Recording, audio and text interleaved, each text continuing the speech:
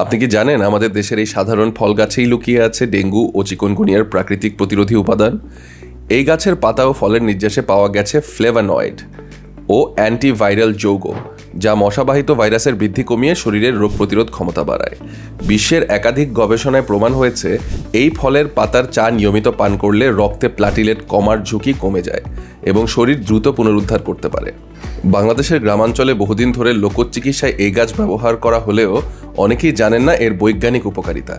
ডেঙ্গুতে আক্রান্ত হওয়ার পর প্লাটিলেট কমে গেলে হাসপাতালের পাশাপাশি প্রাকৃতিক এই উপাদান শরীরকে ভেতর থেকে সাপোর্ট দেয়। এই গাছের পাতা শুকিয়ে গুঁড়ো করে পানিতে সেদ্ধ করে খেলে মশাবাহিত ভাইরাসের বিরুদ্ধে শরীর তৈরি করে প্রতিরোধী দেয়াল। শরীরের ইমিউন সিস্টেম প্রাকৃতিকভাবে স্ট্রং করতে চাইলে আজ থেকে শুরু করুন এই ফলের গাছকে ঘরোয়া ওষুধ হিসেবে ব্যবহার করা। মনে রাখবেন, প্রকৃতি আমাদের প্রথম ও সবচেয়ে নিরাপদ ফার্মেসি। আপনি কি চান আমি পরের ভিডিওতে দেখাই কিভাবে এই পাতার চা তৈরি করবেন ঘরে বসেই? তাইলে লাইক ও সাবস্ক্রাইব করে অ্যাগ্রো বাংলার সাথেই থাকুন।